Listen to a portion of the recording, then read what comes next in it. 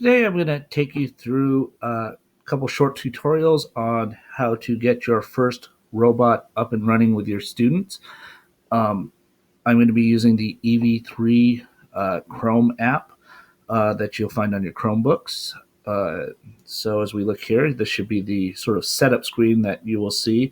It is important that at some point you have already paired your EV3 software and Chromebook with an actual EV3 brick, which we have went over in a different tutorial video. Now, you'll notice here that as we start in, we can just go ahead and start a new program, which will bring up basically the programming environment that the students will be working in. Now, as you look at the screen here, I do have over here just an extra Google Doc here with some vocabulary to help you through these lessons. But looking at this screen here, what you'll see are a few things that are going to stand out for you. First, down here in the lower right-hand corner, this is actually the robot that is connected to the Chromebook.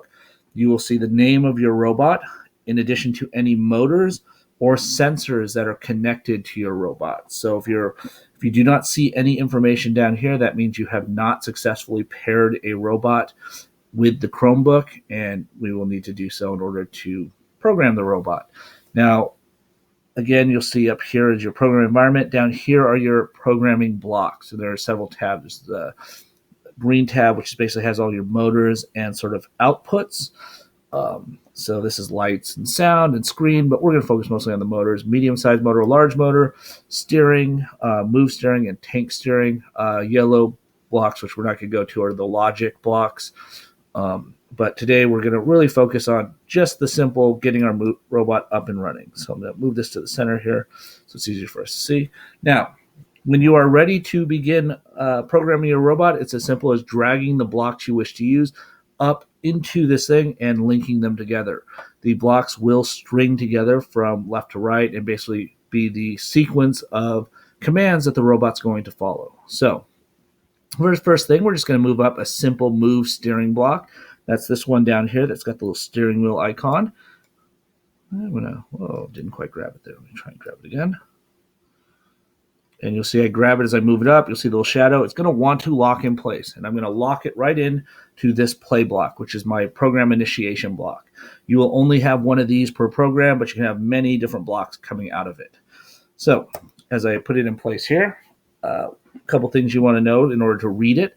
Now, if you ever bring a block up that you do not need or you decide you want to delete, you can just click in here in this green space, or if you have a touch Chromebook, the students can touch in the zone here.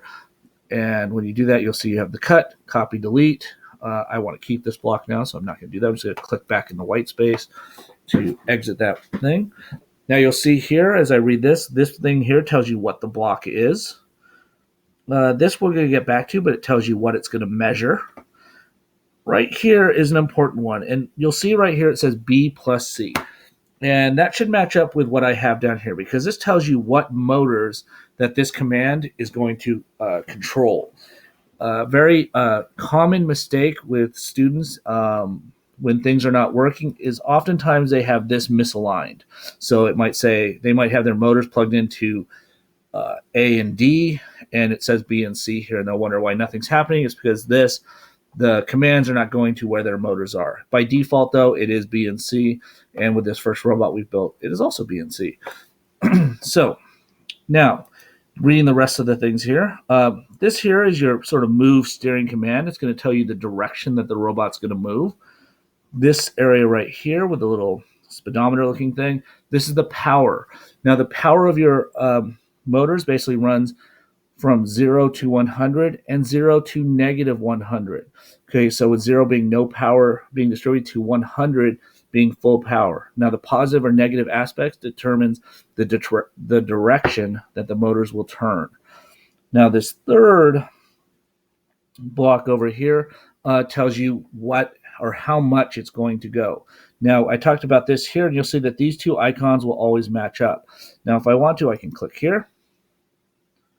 And it's taking a little slow. And you can see, one, it gives me the move steering block, but I can either have the motors off or on, and that means it's either off or it's running on indefinitely, or I can have it running for a certain amount of time.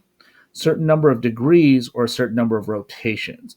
Okay, and so that's the value here that's telling you basically how long is this motor going to run.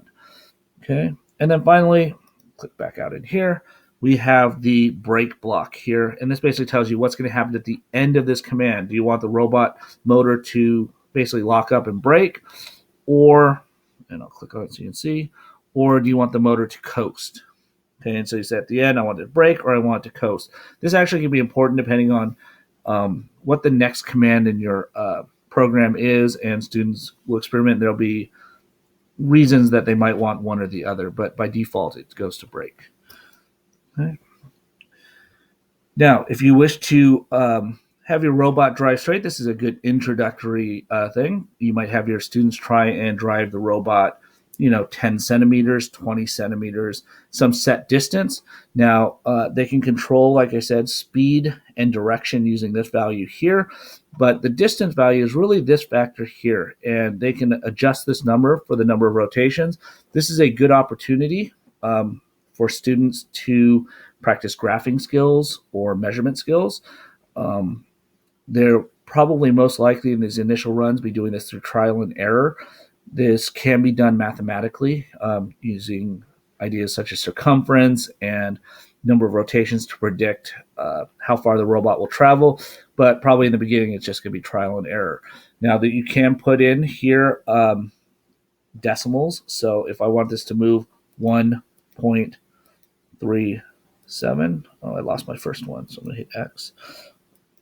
1.3.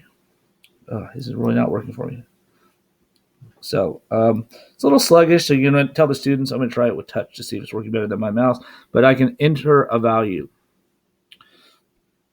And the robot will travel that many rotations, and then the students can figure out how much distance it's going to travel, and then make adjustments to figure out what the exact number of rotations to travel the exact number of distance.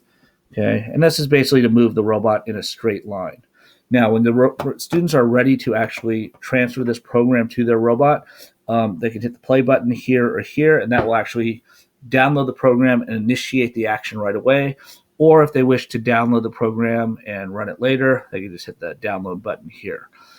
This concludes the getting our program up and running and moving in a straight line.